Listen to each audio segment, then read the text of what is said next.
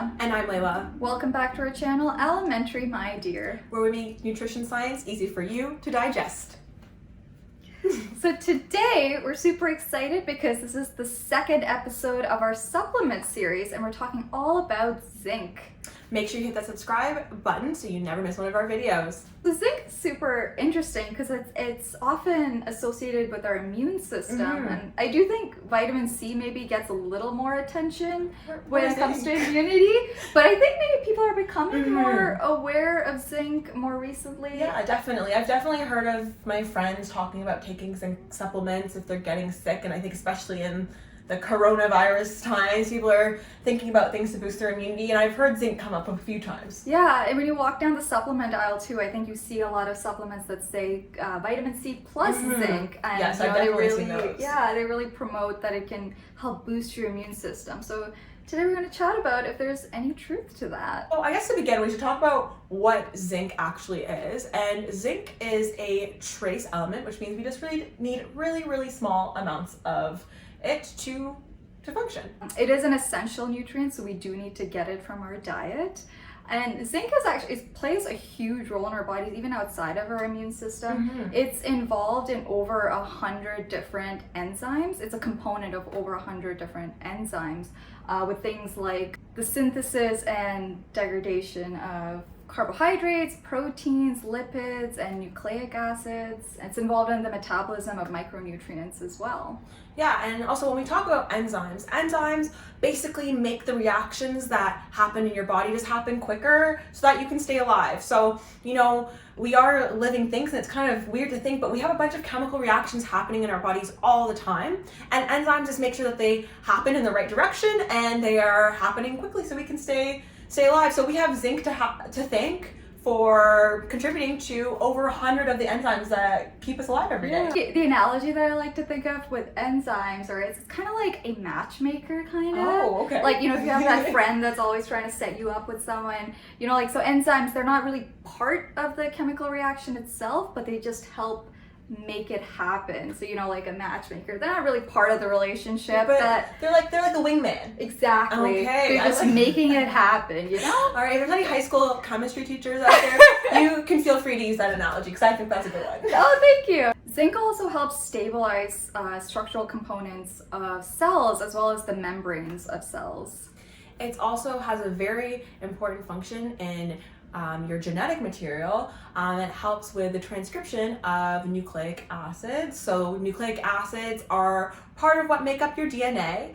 And so without zinc, we wouldn't be able to carry our genetic information. Yeah, so it's really important for pretty much all life forms. So zinc we think of often as a metal, like an element, and that's exactly what it is in your body. And I don't know, I always thought it was kind of funny how you need different metals to survive in your body. Zinc does play a really important role in our immune system as well.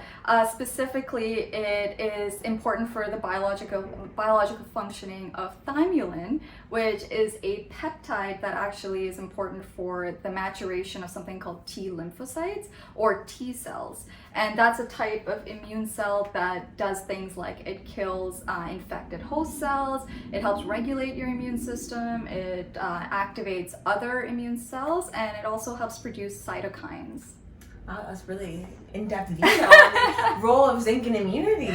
So of course we want to make sure that we are getting enough zinc. What we've seen with severe zinc deficiency, you know, just based on when we talked about the roles that zinc plays, the deficiency symptoms are actually kind of intuitive. You see things like impaired growth, delayed sexual maturation and bone maturation, skin lesions, things like it affects your appetite, and of course it does negatively affect your immune system as well.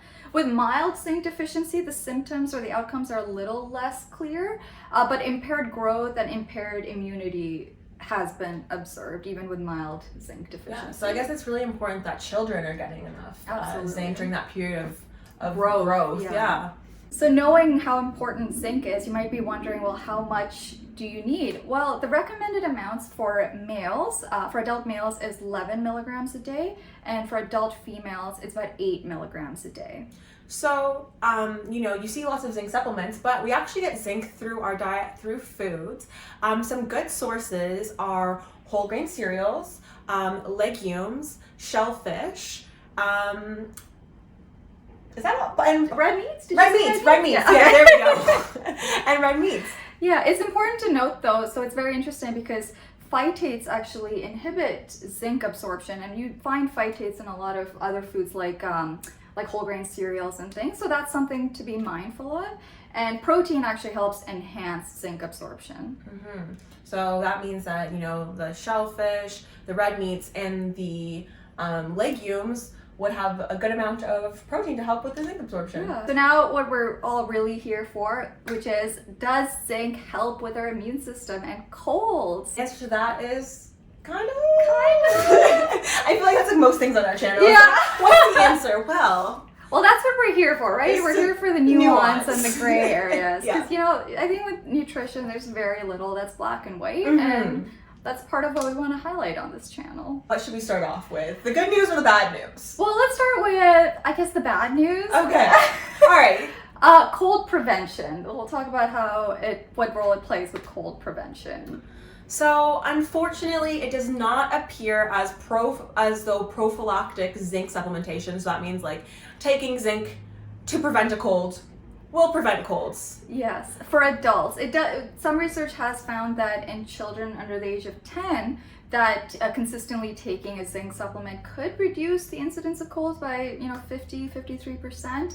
But we haven't noticed that in healthy adults. And the thought is that, perhaps adults, especially if you don't have any other comorbidities or any other conditions, that your immune system is already robust enough. So maybe that extra bit of supplementation isn't really doing as much as it may help with younger kids that still have developing immune systems. Prolonged zinc supplementation really isn't recommended because your body has very specific pathways of absorbing these trace minerals that we need, and a lot of times they're competing for one another. So it's been found that people who are taking large amounts of zinc over a long period of time, they end up being deficient in other trace minerals because some other minerals use the same pathways. Exactly, yeah. So one of those is copper. Yeah, talking about prolonged zinc use, actually, zinc is something that's commonly used in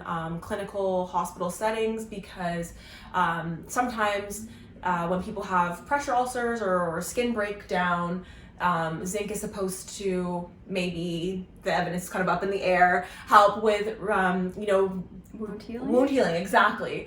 But the thing is we, at least in the hospitals that I've worked at, we're not allowed to prescribe zinc or recommend zinc without a fixed deadline because of the risk of other trace mineral deficiencies. You can see that, even in a setting where you're being monitored very regularly by healthcare professionals, that even in that setting, it's so important to have an end date. So I think that kind of says a lot about whether we should be taking supplements ourselves, without the supervision of a doctor. Let's move on to maybe some of the good news. Can zinc help once you actually have a cold? For cold duration. So there is some good news there. So some research has shown that if you start taking zinc supplements after the onset of symptoms, if you take it within the first 24 hours, that it could reduce the duration of a cold by even more than 2 days, 2.25 days. So that could be worthwhile to you. It is worth mentioning though, a lot of these studies, they were using doses of about 75 milligrams a day, which is actually higher than the tolerable upper limit for zinc. So the tolerable upper limit is 40 milligrams a day, which what that means is that that's the amount where you might start seeing negative side effects. Yeah. And that was observed in these research studies as well. So that's almost double the tolerable upper limit. Exactly. So even though we're seeing a reduction in the duration of the colds, very common side effects were things like bad taste in your mouth and nausea. So, Would you prefer nausea? Would you prefer a little bit longer of a cold? Yeah. I don't know. Personally, I hate feeling nauseous, so I think I would just endure like the sniffles and whatever for a little bit longer. But that's up to you. That's your decision to make. Yeah, absolutely. As someone that experiences things like motion sickness rather frequently, I will say I would rather be sneezing and coughing than experiencing nausea. Yes. Now that we've given you the good news and the bad news, you might be wondering what the takeaway here is. Definitely do not take zinc supplements regularly on a regular period for an extended period of time, unless of course you have a different conditions and that's been prescribed to you by your doctor. Secondarily is, taking it every day won't have any effect on colds and may be harmful, but you know what? On the onset of a cold, there is evidence to support the fact that taking a high dose of zinc within 24 hours of cold symptom onset could reduce the duration of colds. However, the amount of zinc that you actually have to take might lead to other symptoms like bad taste in your mouth and also having nausea and vomiting. So it's up to you to really make that decision what's worth it and what's not. So we hope that was helpful. Thank you guys so much for watching. Make sure you like, comment, and subscribe. Hit the notification bell so you never miss one of our videos, and follow us on our Instagram. Look at you killing it. I know. That's so much better. If anyone wants to go back and watch our first video, I was literally stumbling over it. Yeah. So, yeah, and hopefully you guys are already subscribed by now. If you're new, subscribe. Subscribe. Thank you so much for watching. All right, bye guys.